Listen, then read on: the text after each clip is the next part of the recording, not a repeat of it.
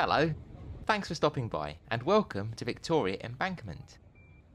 On a fine day like this, it's easy to see why so many people, both Londoners and tourists alike, are drawn to this area. The views from here are splendid, and Victoria Embankment Gardens offer a lovely place for a stroll. The tube station's rather handsome too. Not far from here though, there lurks something that's in complete contrast to all this pleasantness. Let's take a quick walk and I'll show you.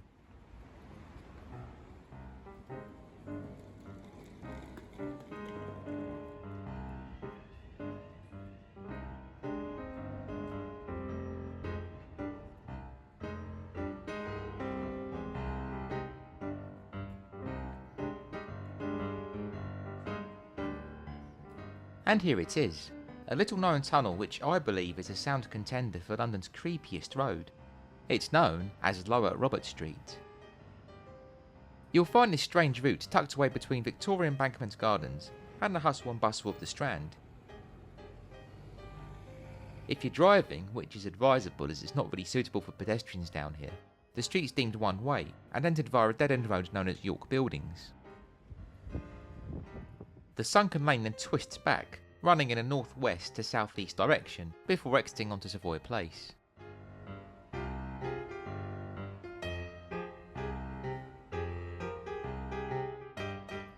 Lower Robert Street is so called because a short road named Robert Street runs above it, which I guess technically makes this Upper Robert Street. Anyway, Lower Robert Street has a subterranean fill and is formed by two distinct sections, the first being the old original brick tunnel, and the second consisting of a path which runs through an area resembling a large garage. This stretch is used to service the buildings above, and as you can see it's lined with doors, shutters and caged storage areas. Apart from the echo of the odd courier bike or delivery van, Lower Robert Street is always empty and eerily quiet, which gives it a distinctly unsettling feel.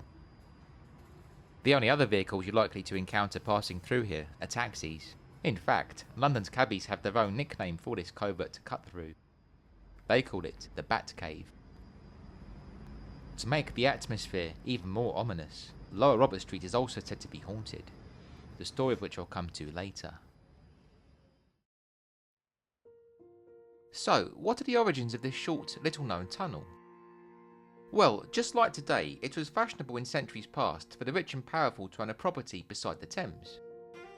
This led to many noblemen building mansions for themselves around this particular bend in the river, the location being a popular choice as it enabled easy access to both Westminster and the City of London, in other words, the centres of political and economic power. Today, the titles of those aristocrats who owned grand homes in this neighbourhood are reflected in various street names such as Lancaster Place, Northumberland Avenue, Durham House Street, and so on. York Buildings, which as mentioned earlier is where you enter Lower Robert Street from, is another such reference. In the 18th century, four Scottish brothers, John, Robert, James and William Adam, all of who were architects, decided to cash in on this trend for fancy riverside properties by creating their own large housing development on this spot. This scheme consisted of a grand terrace containing 24 large houses, and they named it the Adelphi, Adelphi being Greek for brothers.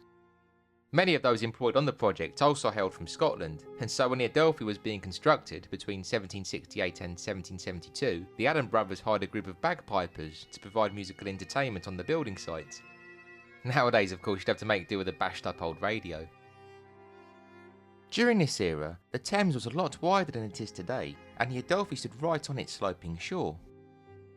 To help it fit in with the geography therefore, this meant the terrace had to be constructed upon a labyrinth of arches. This technique was similar to the manner in which Waterloo Station, on the opposite side of the river, would later be built. That's a subject, by the way, which I've covered in a previous video. If you'd like to know more, I'll link it below. In 1850, by which point the Adelphi would have been over 75 years old, Charles Dickens wrote an evocative description of the maze that lurked beneath the buildings in his novel David Copperfield. I was fond of wandering about the Adelphi because it was a mysterious place with those dark arches. I see myself emerging one evening from one of these arches on a little public house close to the river with an open space before it, where some coal heavers were dancing, to look at whom I sat down upon a bench. I wonder what they thought of me. If you'd like an idea of just how broad the River Thames was in days gone by, then a good place to head is the old York Watergate, which you'll find marooned on the western edge of Victoria Embankment Gardens. This structure, which dates from the 1620s and is located very close to Lower Robert Street, is the only surviving part of the aforementioned York House, and the Thames would have once lapped at its base.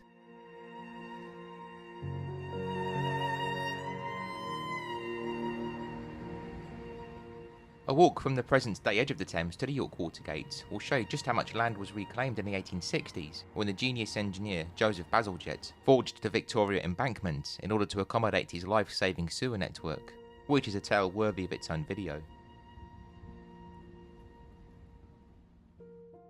The grandiose dwellings that formed the Adelphi provided accommodation for numerous people of note over the years, including the actor David Garrick, the great social reformer Charles Booth, and the author Thomas Hardy. However, once the river was drawn away in the 1860s, the Adelphi began to lose prestige, and the vault below gradually transformed into a gloomy, foreboding and crime-ridden place. The terrace was eventually torn down in the 1930s, as were most of the arches that had propped it up. The site was replaced with an impressive Art Deco complex, also called the Adelphi, which still stands imposingly today. The name also lives on in the nearby Adelphi Theatre, which is situated around the corner on the Strand.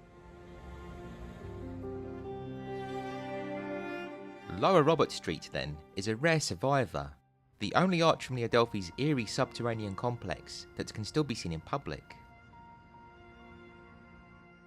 It's not the only section though. A far more inviting chunk of the old vault is preserved within the Society of Arts on nearby Durham House Street and is used as a private event space. As for the haunting on Lower Robert Street which I mentioned earlier, well, following its decline in the 19th century, the dim maze beneath the old Adelphi became something of a red light district, and one woman associated with this, who was also so impoverished she reputedly made her home down here, was an unfortunate soul who came to be known as Poor Jenny. Jenny's tragic life came to a violent end one night when she was murdered by a man who'd taken advantage of her plight. Death was caused by strangulation, and it's said that Jenny's screams and gasps, along with the rhythmic knocking of someone desperately kicking the floor, can sometimes be heard echoing along Lower Robert Street. Bearing this in mind, it's probably for the best then that this strange little road is closed between the hours of midnight and 7 AM.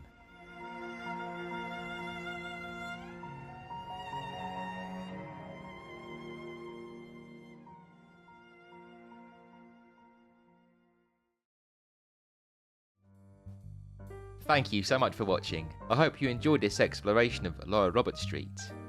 Are there any roads in London that you think are creepier? If so, please be sure to let me know in the comments, as I'd be fascinated to hear your thoughts.